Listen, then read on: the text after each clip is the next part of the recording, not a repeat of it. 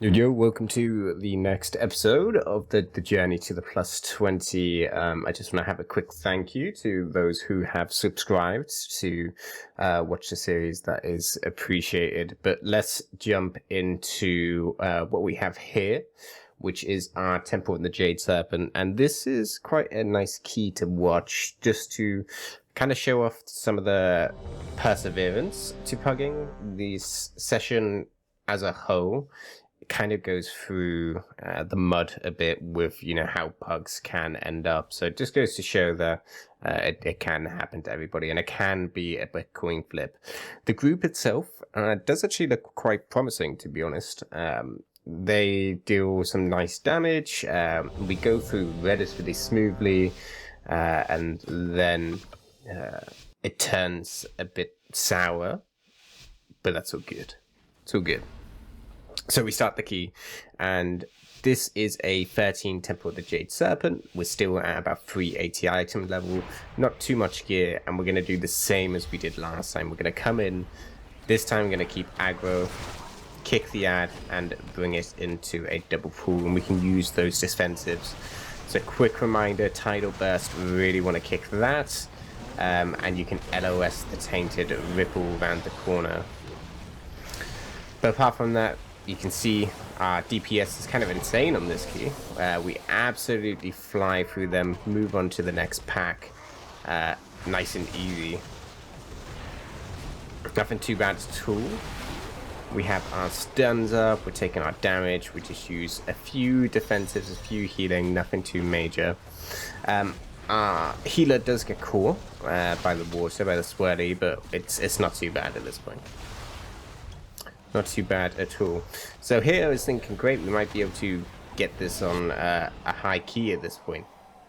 So we know the rest of the pools. We skip forward to the boss, and we just keep with a basic rotation. And just a reminder with this one, I would really recommend the Giza weak aura. That kind of tells you when that water's going to shoot up. You can see it at the top of my screen. Makes it really, really manageable. But the boss itself is moting 3 people on 70k damage, looking really strong. And we're rotating around here. This can be quite mean with volcanic, or no, quaking even. It can be quite mean, but we time it relatively well. The DH almost dies there, just manages to survive. And the key itself is fine. Now this doesn't really cause too many issues, to be honest. The boss does quite low damage even if you kick it. It's just more about treating these mechanics correctly, and unfortunately the demon hunter you will see has to run out at one of these points to drop the swirly. We get really bad swirly at the top left, but as the DH comes back he gets caught and he eats the frontal, which happens. Isn't too much of a problem. We still have our combat reds, but off the back of this, we do in fact lose the DH. He decides to log offline, presumably out of rage or whatnot, which really, really sucks. But it goes to show the good and the bad of the community at the same time. I asked the group if we wanted to keep continuing with one down, and they said, yep, let's keep going on to the key. We might be able to time it. So this is a 4-man dungeon pug group after this boss. We're at the frontal. We have to quickly go around the outside. It gets quite dodgy, but we kill it. And here we go to ask the DH if he's gonna res. And unfortunately, he disappears off the side, which was really sad, but we decide to keep going just in case he's going to come back. So, this trash is all relatively the same, right, as we did before in the series. I don't really want to waste your time too much with what we're looking at. So, the normal defensives, the normals pull, we kill the first shard and we can pull in the second shard as well. But as mentioned, we can skip ahead to the boss after we just finish up on these ads themselves. Kind of interesting doing this next boss with simply 4 people in the group. As I said, fortunately, people were willing to try and give it a go and see if this key is possible on here. We still have our lust and we still have our combat res, so we do the typical crossover. Now, the only thing I want to pay attention to here, because this often gets overlooked, is on my nameplates, you will see that there's this red debuff showing up that counts up. That debuff actually gives a 25% damage and healing increase, and slowly stacks higher to deal more and more damage.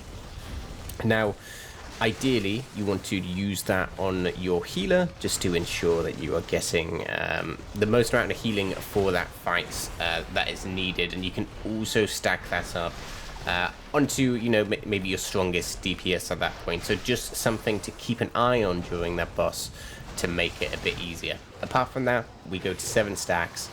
We bring it over, and it's the same as we've done before on there. So really the same thing, the same process.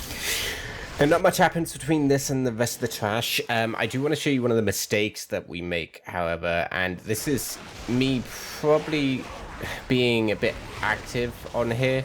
I do a double fall, and I really think this was manageable. The only thing is we miss the kick on the scream.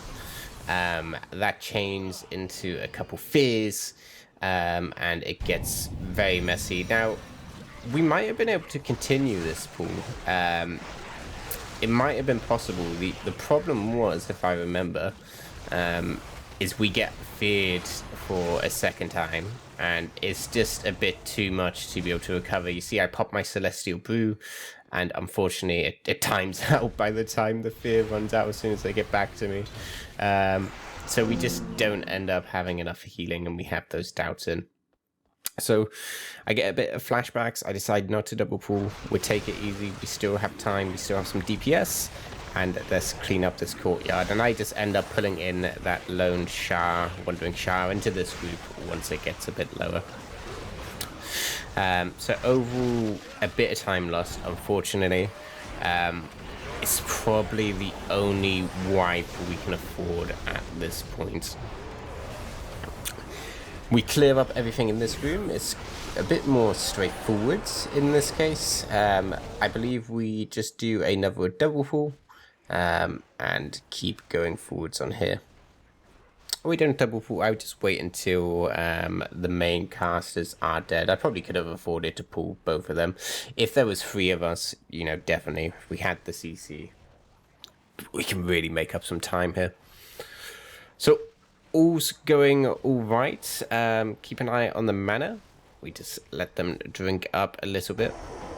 And there's a few mechanics I kind of want to explain, or tactics for if you are tanking or healing it. Now, in this case, in the first scenario, when they is doing the red sun kicks, you see that they will go out in front, behind, and left or right of the boss. You see that at the top left. So you can predict where those flames are going. And you see I do actually try and line this up. Now, this can be a little bit buggy. I haven't seen exactly, but just keeping in general direction of that seems to make it a bit more manageable, a bit easier to dodge on here.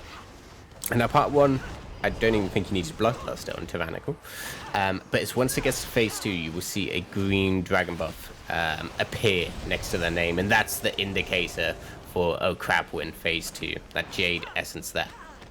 Now the difference here is every time they kick, you will get a huge healing absorption on you as a tank. You see, I barely go down to almost 0 HP at this point. Now, on top of that, instead of those going perpendicular to him, they are going out at angles. So we can try and help angle it again. I do not do the best job at this point, to be honest. I definitely could have done a bit better to try and help us out from avoiding that. So that's the main thing. As a healer, make sure you are pumping up big heals for when that kick goes out. As a tank, make sure you are using your defensives and your reactions for when that kick goes out. It's really just a race for getting to the dragon phase. We clear everything up to here, and if you don't feel comfortable about pulling everything on fortified weeks, I just recommend CCing one of the doubts. Paralyze it or whatever you need to do here. I'm quite confident, and I've done this a few times on my monk, and it hasn't been too bad, to be honest, in terms of the damage output. But fortunately, as the monk, I can take a bit of a break. I can pick up the shards, make sure they're on me, and then I can simply pop a ring apiece and keep comfortable. Just because I'm playing a monk, I'm probably not going to get surprised by being one-shot because of the stagger effect. On other classes, my recommendation would be to actually pull out and jump back towards the door, the spawn. Therefore, if you do die, you can kite back into the courtyard and back into the spawn, and then there's no stress if you get a few deaths in, as long as you don't wipe to it. So we get that here. We have 6 minutes left, and this boss is a bit of a struggle with quaking. I'm just marked star. I've signified the Halos will come here. We face away from it when the ads spawn. The reason why we do that is we want to get them grouped up. We want to do as much damage and kill them as fast as possible. And the Druid can actually pre-cyclone and pull them all together. And you'll see he does that every single time. So he did really well in this fight, to be honest. It's a bit scary. Bloodlust wasn't happening. I believe we was waiting for the first set of ads, possibly. And here we go. It's the first time. It's a bit messy. And you'll see that because of that, we struggle when my AoE stun is off. My leg sweep is off. Touch of Death, the last ad. So it's a little bit messy. Now, past the first one, you actually get a minute time in between the ads. So 1 minute AoE stuns are perfect for it. 1 minute CDs are perfect for it. I'd always recommend having some sort of damage lined up in your team. I personally try to make sure I have my bruise up, and I have my leg sweep up already, and ring a piece if we really need it at the same time. Damage from the DPS is looking quite good. We're both sitting around 50k. And I've just noticed that, oh yeah, we get to the end and it's all cleaned up on there. We do lust, it's just a bit late and missed. Our healer does die at the end, but luckily we're close enough to the point where we're able to just kill it in time. So there we go, a plus 13 with 4 DPS. A bit spicy. Unfortunately, we think that the DH was one of the people who did not, or who actually got the loop from this. So a bit unfortunate, but it's fun. It was a good key, especially for having 4 people do it. Now, we get a 14 Shadow Battleground, and I think cursed with these 3 keys. I really don't feel like I'm getting anything else. But as mentioned before, when you get this key, you want to do as well as you can. And the group was full of people that had really big egos and was telling each other off for the tiniest mistakes. And after just having that key in which we had someone leave, I'm just going to let this one play out.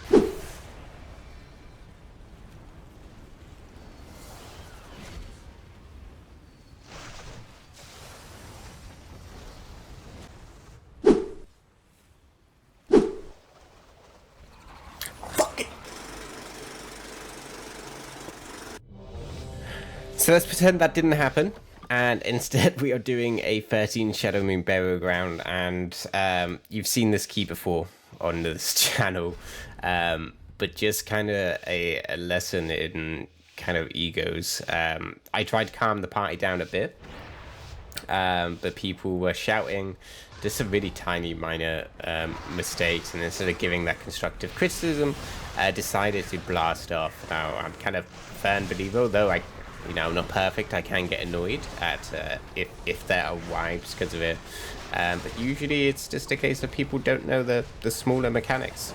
And on the case of that worm boss, the only thing that he was doing, not even wrong, but could improve on, was if you're ranged, you wanted to stand near the boss so that the puddles that grip you are close enough so that melee can keep uptime on it. And that's it. That was the only problem.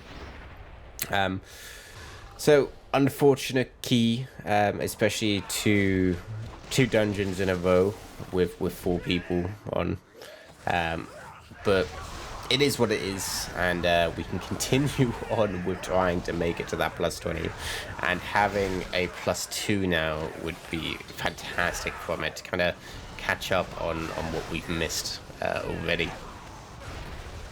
So the normal here, we are simply clearing the ads, kiting them along, and just dealing the damage. The only thing that I wanted to point out here that I think is quite good and quite useful is these skistlings. You can simply tag them, get the aggro, and then you can drop down. And you'll see if they all get down, they actually snap to you. And you can just save a little bit of time with killing them here. And that can definitely help in bringing your timer here. And you can see we're at 1 minute 40 at this point, so definitely flying through. We pick up these bowmenders and we just skip to the boss here. Again, I don't really want to waste too much time on the ads at this point. This boss, quite straightforward, a bit rougher on tyrannical weak. Just make sure you're rotating your defenses on that AoE. On the dark communion, we just can simply help out. The DK puts the slow down. We can use swing appease. We can do whatever we want there to make this easy. But you can see the amount of DPS coming out on it. And this is when it's worth just waiting a little bit of time for that extra DPS. I don't even think we have a lust in here. We opt to go with drums instead. Purely because of the amount of damage that's coming out anyway. So really good chill group actually, compared to the last. There was no flame between the group at all. Which makes it a bit nice for a change. So we skip forwards. The first part of this dungeon is going great. And in fact, the second boss also goes well. I want to skip forwards to one mistake that happens in here. And we end up pulling extra count through the dungeon. And I consider skipping the bats that fly over the bridge. And you'll see them. But I missed the taunt on them here and accidentally taunt the worm. So we need to wait for them to come back. Now, the only problem that happens here is the DK pulls them in before they make it to the bridge. And because of that, it means they are in the air and panicking a bit. And what happens if I get caught and pushed off the edge? I get double life gripped in here, which is always a bit fun. But here we're kind of scattering to regroup them and grab them enough. Unfortunately, the poison causes the Death Knight to die. And we just kind of have to use our personals and use kicks here. We row to get and save the Thundering. Now, ideally, those bats want to be pulled in as they are coming or making their way from the left of the bridge to the right. They're a bit easier to pull there and a bit easier to group up. And if I would have done that and was more prepared for it, I don't think we would have wiped that.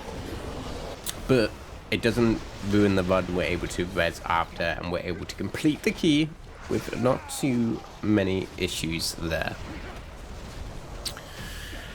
So a few mistakes, but nothing that causes major drama. No need to kind of throw our toys at the pram. We managed to time the 13 on a +2.